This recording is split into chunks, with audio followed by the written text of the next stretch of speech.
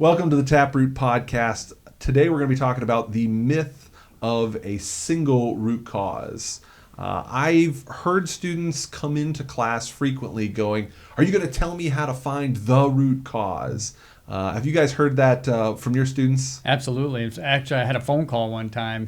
My boss needs to know what the root cause is. I need the root cause. So yeah, I hear it. Yep. So we hear this phrase. And so today I'm joined by Mark Paradise and Ken Reed, and we're going to be talking about what actually is root cause analysis, and is there just one root cause, or maybe there's multiple? So I want to start off, Mark, talking a little bit about what is a root cause, and can you give us kind of the definition of a root cause? Luckily, I'm well prepared. I have the TapRooT book right in front of me. This is book 3, and it says, a root cause is the absence of a best practice or the failure to apply knowledge that would have prevented the problem or significantly reduced the likelihood or consequences. So the absence of one best practice?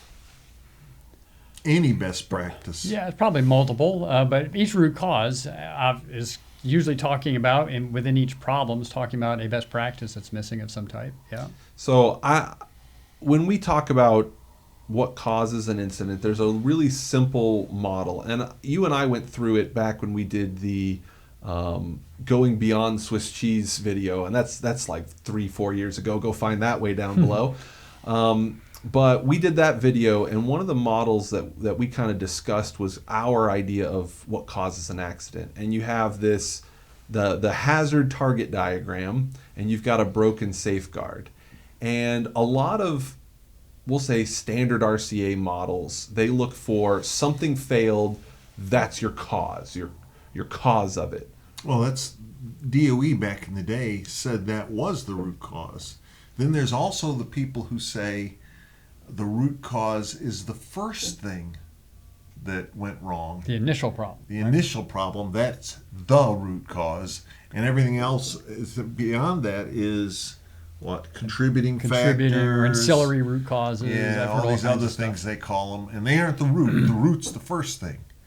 So some people got the idea that root is the first cause of the chain of events, maybe, or you can say it that way. Something like that. Now, why does that cause problems in an investigation if I'm just looking for the root cause? Because if you fix the root cause, all your problems are gone. And usually the root cause, if you're talking about the first thing that happened, yeah, you may fix that, but then some other first thing happens and you get the whole sequence of events again. Or if it's the rootiest of the root causes, and boy, try to define what that is, then it's, well, if I fix that one, I've fixed it. And once again, they may happen in a different combination, and you don't need that quote-unquote rootiest one to still have a major accident. Now you mentioned, managers wanting or wanting that answer, yeah, right? They want that root cause. That's right. Do you think some of this misconception about root cause analysis comes from leadership? Some of it. I think leadership would love to have an answer, the answer I need to put in place. I don't have time for all this stuff. Just tell me the thing I need to do. So management has right. They're trying to be efficient. They're trying to be as quick and easy as they can. So just tell me that one thing I need to do. Nothing's better than the root cause is who did it, and then the corrective action. We'll fix them. And we'll never have to worry about this again. A lot of times in military or Navy, in my experience, root causes was who touched it last. Okay, you're at fault. Therefore, you're going to either swear you'll never do it again, be more careful, or we're going to take you to captain's mast, and that'll fix it. And then if it gets to be a big incident, you fire the commanding officer, and that certainly will solve the problem. So the root cause in that case is the most senior person. Well, the most senior on the ship. Certainly not. Oh no, off the ship now. No, we got to stop it at some point. Right? Yes, and the idea is that how do they put that? They always say that they lost the confidence. I've lost confidence in their leadership ability. And that's why we relieved you, because obviously if you had a good leadership ability, you wouldn't have wrecked your ship. So leadership plays a role. If people are not putting the right, we'll say, incentives for an investigation, that may lead people down this blame category, right? That's a little bit. Wait, incentives for the investigation. Yeah, if the incentives is to get it done quickly and get me an answer. Oh, okay. Then we're looking at, okay, how do I quickly get this Pinpoint that information? one Pinpoint the problem, one right? problem. Right. So we had, oh gosh, what's the guy's name? He was a helicopter pilot in the first Gulf War, and he had a friendly fire accident where he shot up. He was in a, what are the helicopters that shoot the missiles? Anyhow, he shot Apache. up Apache. an Apache. Yeah. He was in an Apache, and he shot up one of our own troop carriers and killed some people. And there's a long story behind this. I won't tell it, but he was going to be court-martialed by the Army for doing this. And surprisingly enough, he said that the reason they went after him right away was it was to protect the organization.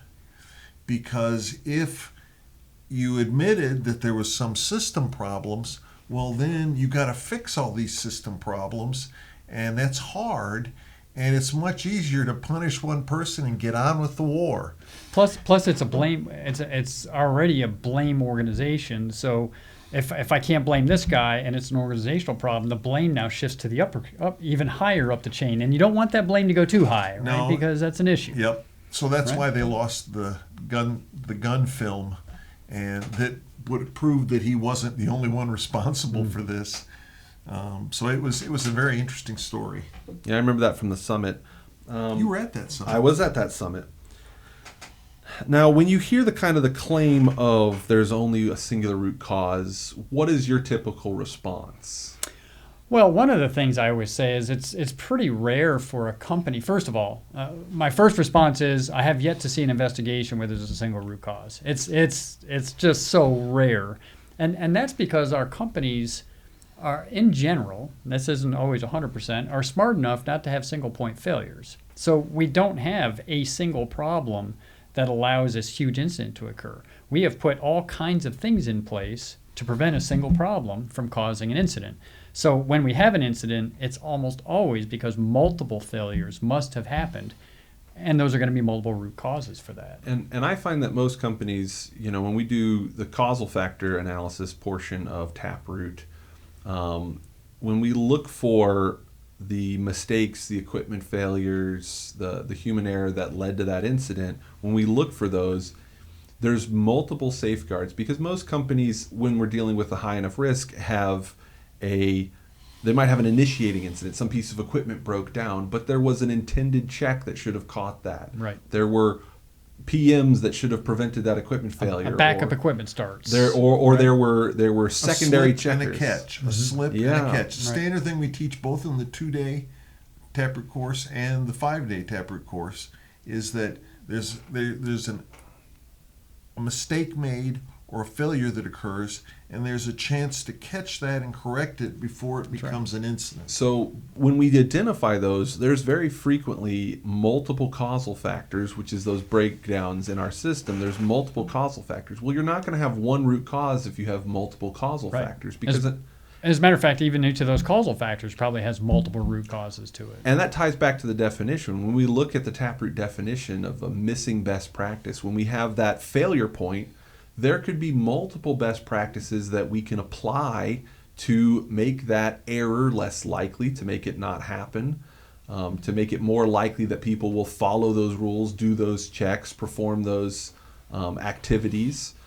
So there's generally multiple things that we can do to strengthen our system. And that's why when I talk to people about, is there a single root cause, it's typically, well, is there one way to fix this problem? Is there only one thing that we can do to fix this? No, there's multiple. That indicates there's multiple best practices that we should be looking for. Yeah. We're fortunate because we have TapRooT that you can ask those good questions to get down to root cause. Other systems like, say, 5 Whys, for example, it's not as intuitive to figure out there's multiple. In fact, they almost automatically guides you to a single root cause using something like a 5 why. Filters you straight down to the cause. It gets down As to soon as you say that, they're going to say, "Oh no, you could have." You multiple." could. You just got to keep doing 5 whys again and again. 10 whys, 20 whys, 100 whys. in parallel, of course. In branching. Right? Yes, Yep. yes. Yep. Yep. So we tend to think, let's be systematic about it. Let's identify these and look for those missing opportunities. Mm-hmm. And that makes corrective actions easy for us because once you've identified that, you just need to put in place that best practice. That's right. And so for us, it's pretty intuitive. Yes, of course, there's multiple causes.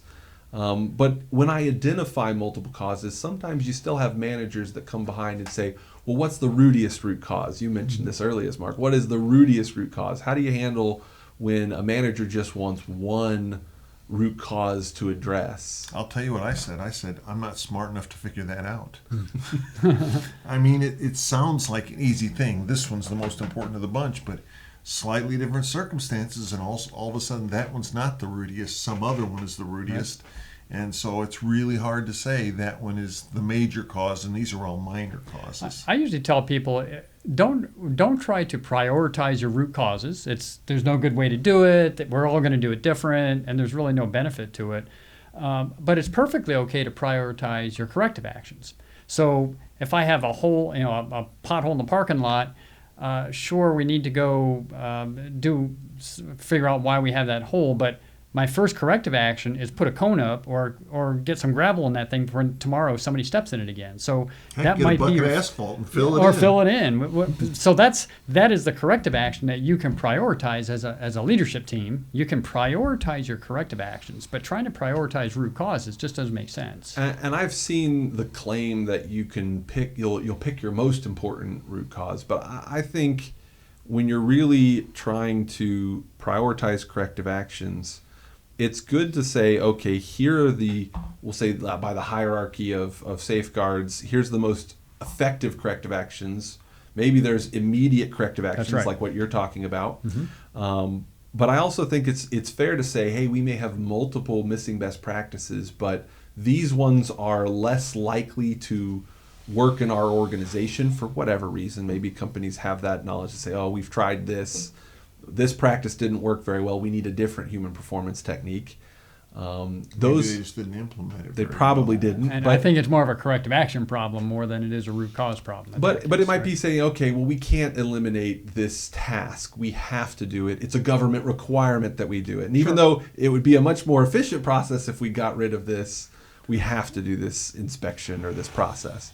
Again, we can prioritize and think about which root causes we're going to address first, and which ones are maybe the easiest to address or the most immediate need for addressing. I don't know that you really want to do easy. I still don't think I'd want to focus it on the root cause side. It's still a corrective action side. It's still not saying which is the easiest root cause to fix or which corrective action do I want to put in place? And that may seem like a minor difference, but I don't want to focus on the root cause side of it. You want to focus on the corrective action side when you're doing prioritization. Yeah. One other thing, a lot of times what you think is going to be most effective requires some kind of equipment change or whatever. It's hard. It's going to take time to do. Mm-hmm. Maybe a project, maybe you got to have a shutdown to do it. And so that may push that out into the future somewhat. And there's several easy things that you can do without a shutdown, without a project. And even though they aren't going to be the most effective, you can get them implemented quickly, and it's better than nothing. And so you get some of the easy ones implemented and wait for the longer one because you have to wait for that time to do it. That's right. Yeah, so it's important to prioritize corrective actions, to make sure you're doing those interim corrective actions while you wait on the long term.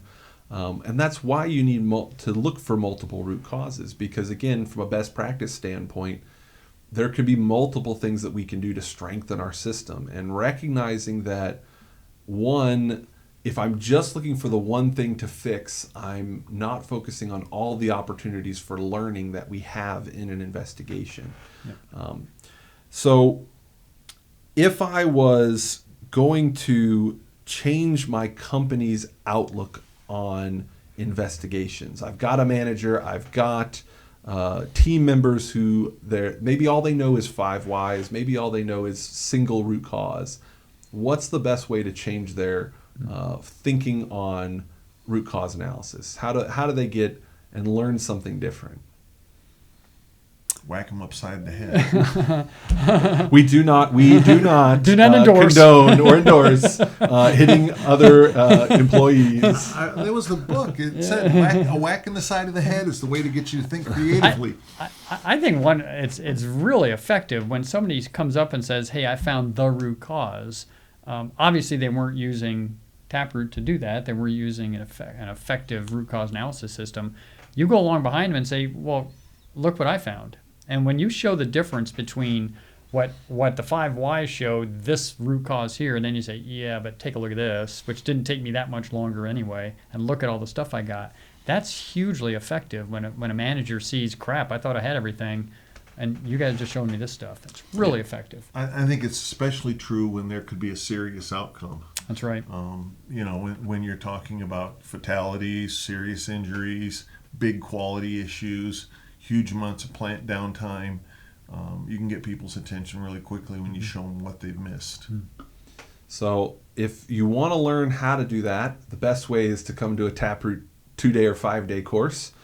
You can actually compare one of your previous investigations. You'll take a investigation live through the entire TapRooT process: snap chart, causal factor, root cause, and corrective action. I see that almost every class where somebody says, "Yeah, we're doing one for our final exercise here." Well, they already did it. Probably it's already been done, and it's invariably somebody will say, "Wow, we didn't catch this stuff." Well, a lot of times they don't know the answers to the questions they need to answer to find root causes because they stopped too soon. Yep. Or they stopped at just human error, and they don't know why the error occurred. Right. And they're there with their example, and they're like, "Oh." Recognizing the holes that they have in their current investigation. Yeah. So we definitely get a lot of students that go, "Oh, I got to go back and get this information."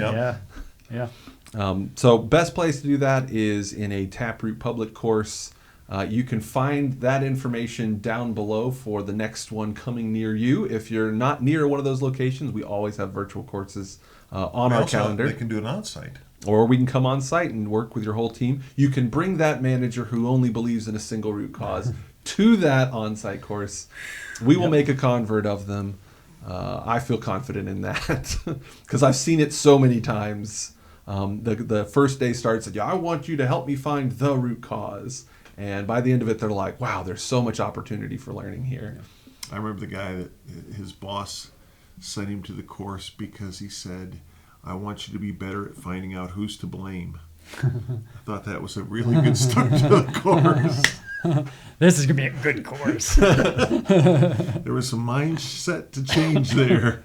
Yep. And he came back going, I need to bring my boss back to this course. Exactly right. Yep.